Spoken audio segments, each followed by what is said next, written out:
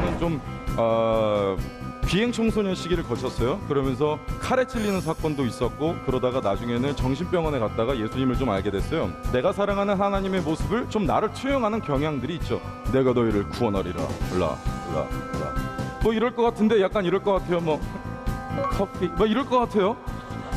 여러분, 구루민 폭력을 당했던 사람들의 피해자들의 증언을 들어보면 그 목회자가 나에게 하나님의 음성인 것처럼 말했어요. 절대로 누군가가 하나님을 대리하지 않습니다. 성도는요, 목회자의 꿈을 이루는 도구가 아니라 목회자와 성도, 우리 모두가 하나님의 꿈을 이루는 도구인 것입니다. 두 번째 주제인데요. 두 번째 주제는 제가 심리학에 대해서 좀 가져와 봤어요.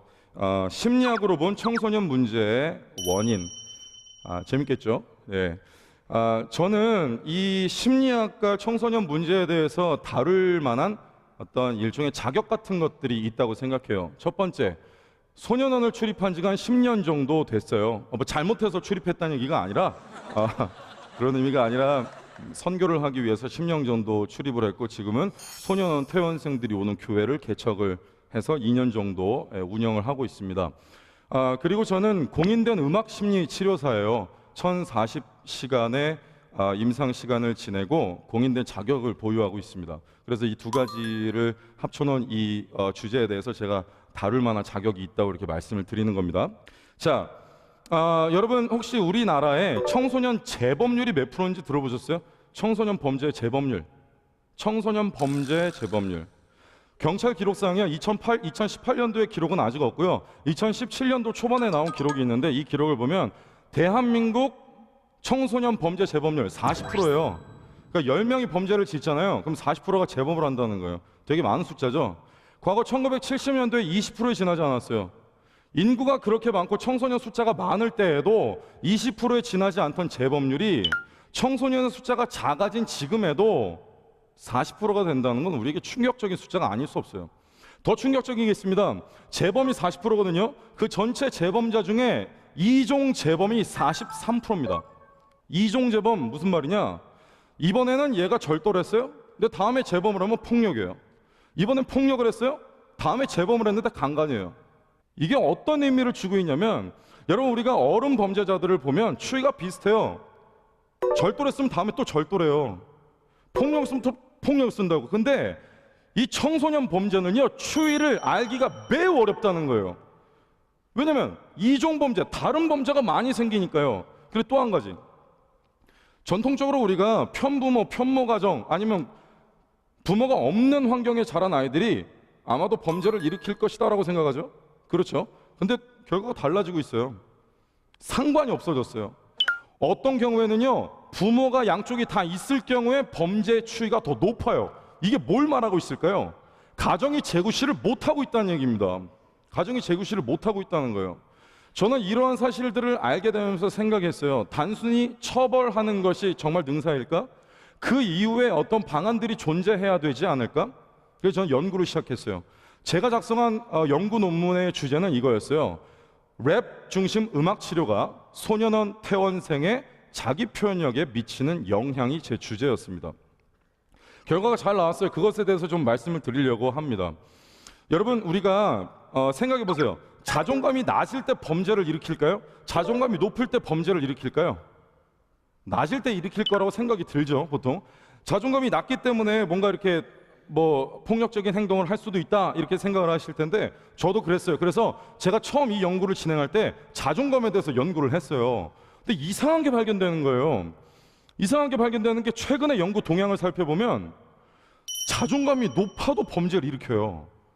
그러니까 어떤 경우에는 소년원을 가기 전에 확인한 그 자존감 수치랑 소년원을 갔다 와서의 자존감 수치가 다른데 어떻게 다르냐? 갔다 오면 자존감이 높아져 있어요. 그 또 재범을 해요. 전 생각했어요. 자존감이 아니라 자기 표현력을 연구해야 되겠다 이렇게 생각을 했어요.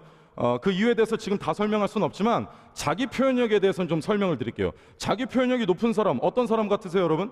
자기 표현력이 높은 사람, 말 잘하는 사람 같죠, 그냥 단순히. 그렇지 않다는 거예요. 자기 표현력이 높다라는 의미는 정의 자체가 그래요. 자기 표현력은 이렇게 됩니다. 타인의 권위를 침범하지 않는 범위에서 나의 주장을 할 수 있는 능력, 이게 자기 표현력입니다. 만약에 예를 들어 볼게요. 제가 자기 표현력이 높아요. 예를 들어서 실제로 전 수치가 높아요. 그래서 저는 이런 어울리는 말투와 뭐 어울리는 어떤 복장과 어울리는 느낌 같은 것들 여러분과 공유하고 있어요. 근데 예를 들어 볼게요. 제가 말을 잘한다고 쳐볼게요. 그렇다고 해서 아 진짜 듣고 있어요? 아 진짜 짜증나 진짜. 아주 똑바로 좀 들어요. 아 진짜 진짜 카메라 진짜 여기만 나오는 거야? 아 진짜 방송이 뭐 이래 진짜. 찍어보라고 요새 찍어보라고. 어때요? 재밌죠? 말은 잘하는 것 같아요. 자기 표현력이 하나도 없는 거예요. 여러분 자기 표현력이 낮잖아요. 수동적인 인간이 될 가능성이 매우 높습니다. 그리고 자기 표현력이 낮잖아요. 학교 부적응에 빠지게 되고요. 자기 표현력이 낮으면 결과적으로 범죄에 노출되게 되어 있다는 얘기예요. 자기 표현력에는 세 가지 하위 범주가 있습니다. 하위 범주. 자기 표현력 하위 범주 세 가지 설명을 드릴게요. 자, 우리 한번 따라해 볼까요? 자, 첫 번째는 뭐냐면요. 언어적 자기 표현력. 따라해 볼게요. 언어적 자기 표현력. 이 언어적 자기 표현력은 뭐냐? 말을 조리 있게 하느냐라는 거예요. 제가 이 랩 중심 음악 치료, 힙합을 가지고 음악 치료를 할 때 소년원 아이들 앉혀놓고 가사 쓰기를 시킵니다. 그럼 대본에 욕 써요. 금방 욕을 써버려요. 뭐 제가 여기서 욕을 할 수는 없지만 막 이렇게 씁니다. 그럼 제가 물어봐요. 이거 누구한테 쓴 거야? 그럼 막 얘기를 해요. 어떤 애가 어떤 일이 있었는데 어떤 일이 있었는데요. 야 그러면 그 일을 써야지. 이렇게 욕으로 한마디 딱 써놓으면 걔가 이걸 들으면 지 얘기인 줄 알겠냐? 모를 것 같은데요. 그러니까 알아듣겠어야지. 이게 뭐야? 이러면 네 감정을 전달하는 거야? 아니면 뭐 어떻게 하겠다는 거야? 그러네요. 그때부터 자기에게 있던 일을 써나가기 시작해요. 그리고 그것을 조리 있게 써서 얘기해야지만 내 얘기가 전달된다는 걸 배우게 됩니다. 자, 두 번째 따라합니다. 음성적 자기 표현력. 이 음성적 자기 표현력이 뭐냐면요. 이렇게 생각해 볼게요. 제가 여기에서 요 정도 음량으로 얘기하는 것이 설득력이 있을 거라고 저는 생각합니다. 그런데 제가 만약에 요 정도 음량으로 한다면 어떨지 생각해 보세요. 여러분 설교를 듣거나 강연을 들을 때 이런 분들 만날 때 있어요. 내용은 좋은데 음성적 자기 표현력이 낮아. 이런 거. 여러분 오늘 제가 심리학으로서 여러분과 함께 얘기를 해보려고 하는데 그러나 우리가 알아야 되는 것은 그렇습니다. 이것은 정말 중요한 우리의 과제가 아닐 수 없습니다. 들리세요? 안 들립니다. 안 들리죠? 이게 바로 음성적 자기 표현력이에요. 음성적. 타인에게 나의 말이 전달되는가. 자, 세 번째 따라합니다. 비언어적 자기 표현력. 이것은 무엇이냐? 우리가 애들 데리고요. 이제 소년원 애들 데리고 녹음실을 제가 들어가요. 제가 이제 프로듀서이기 때문에 음반을 만들 때 음악 치료를 힙합으로 하는 거죠. 걔가 녹음을 합니다. 녹음을 하고 녹음한 거를 음악 빼고 자기 목소리만 들려줘요. 그럼 막 이러면서 난리가 나요. 제 목소리가 이래요? 그러면서 형 이게 목소리가 저예요? 진짜 겁나 이상하다. 이렇게 얘기를 막 아무렇게나 해요. 그럼 그걸 전 다 녹음해요. 그걸 들려줍니다. 그러면 제가 이렇게 얘기한다고요? 너 이렇게 얘기해. 무슨 말인지 하나도 모르겠어요. 네가 왜 싸움이 났는지 알겠어? 예. 여러분 자기 표현력이 높아진 인간은요 사회로부터 수용 경험을 하게 돼요. 수용 경험이 무엇이냐? 타인에게 내가 수용되는 경험을 한다고요. 제 자기 표현력과 제 자존감이 왜 높은지 아세요? 제가 여러분들에게 내 얘기를 하면 여러분들이 제 얘기를 듣고 있다는 걸 느끼기 때문이에요. 지금 여러분 누군가랑 대화를 하는데 내가 거부되고 있다는 느낌이 들면 자존감이 높아져요, 낮아져요? 혹은 나라는 정체성이 좋아져요, 나빠져요? 당연한 거잖아요. 자기 표현력이 높아진 인간은 당연히 타인에게 내가 수용되는 경험을 하게 됩니다. 그렇다면 자기가 타인에게 수용되는 경험을 한 인간은 어떤 인간이 되느냐? 이게 오늘의 핵심이에요. 인본주의 심리학에서는요 두 가지를 얘기합니다. 자, 따라합니다. 첫 번째는요 성장 동기화. 좀 어려웠나요? 다시 한번 성장 동기화. 자, 두 번째 이거랑 다른 부분인데요 결핍 동기화. 네, 이건 달라요. 성장 동기화는 뭐냐? 동기화는 어떻게 살지 동기화되어 있다는 얘기예요. 수용 경험을 경험한 사람들은요 성장 동기화 됩니다. 성장하기 위해서 산다고요. 그런데 거부 경험을 느낀 사람들은, 거부 경험이 너무나 많은 사람들은요, 결핍 동기화가 돼요. 자신의 결핍을 채우기 위해서 산다고요. 자기의 미래지향적인 목표라고 느끼고 살지만 사실 조금씩 뜯어내보면, 심리 상담을 해보면 그 사람은 결핍 동기화 되어 있어요. 결핍 동기화가 뭔지 우리가 알기 쉽게 한번 설명해 볼게요.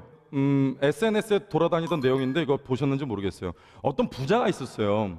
부자가 있었는데 날마다 막 명품, 우리는 막 2달씩 모아야 살 수 있는 그런 것들을 맨날 찍어서 올리는 거예요. 술 같은 것도요, 뭐 한 병에 3천만 원 이런 걸 찍어서 막 올려요. 그 술을 막 버리는 것도 찍어서 올립니다. 그러면 우리는 이렇게 생각해요. 아, 돈은 많나 보다. 근데 관심은 부족한가 봐. 그렇죠. 지금 이 부자는 결핍 동기화되어 있어요. 그런데 어떤 사람들은 돈이 없고 가난한데도 굉장히 미래지향적으로 살아갑니다. 대부분 우리 이제 좀 경제력은 부족하지만 하나님의 나라를 보는 전도사님들이 이에 속한다고 볼 수가 있어요. 뭐가 좀 모자라고 없어도 하나님의 나라를 위해서 막 보면 세상 다 가진 것처럼 삽니다. 왜? 성장 동기화되어 있거든요. 여러분, 우리가 어른으로서 청소년들에게 해야 되는 것은 무엇이냐?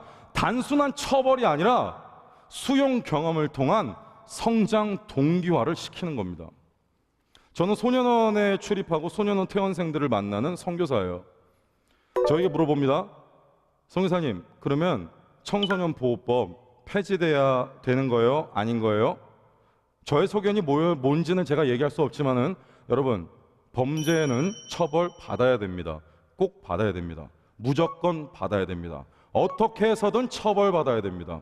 그러나 처벌 이후에 대안이 없다면 처벌은 늘어나게만 될 겁니다. 청소년은요, 단순한 처벌의 대상이 아니라 우리의 미래라는 거예요. 청소년들은 시대적인 백신이라는 생각을 여러분들 꼭 해주시기를 바라요. 시대적인 백신이다. 그 아이들이 오염되면, 그 아이들마저 오염되면 미래를 회복시킬 만한 재간이 없는 겁니다. 다시 한번 선포하고 마칠게요. 청소년, 단순한 처벌 대상이 아니라 우리의 미래입니다. 여기까지 하겠습니다. 감사합니다.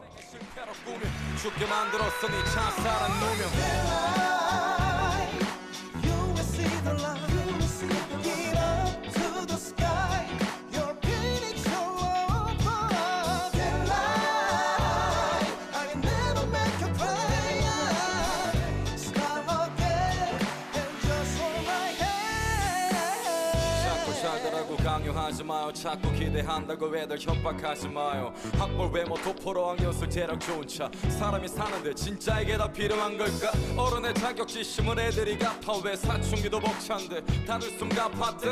값선이 왜 상품 만들어 놓은 가판대. 여기서 꿈을 찾으라니 정말 답답해. 자, 샬롬 샬롬. 네, 반갑습니다.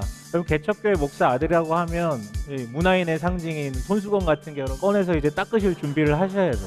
여러분이 특히 더 강렬하게 원하는 것일수록 더 응답이 안 되는 경우들이 되게 많아요. 남의 기도에만, 내 기도에는 응답 안 하시고 늘 남의 기도에만 응답하시는 것 같아. 여러분, 이걸 우리가 명확하게 우리 마음 가운데 깨닫게 되면 너무 큰 감동이 흘러나와요. 우리를 향한, 나를 향한 하나님의 그 뜨거운 열망, 그 무엇과도 비교할 수 없을 정도로 강렬하다라는 것이 우연은 단지 우연이 아니라 그것이 필연이었습니다. 무슨 필연이요? 움직여 나가시는 하나님의 섭리가 거기서 발견이 돼요. 이건 우연이 아니라 하나님의 필연인 것이죠.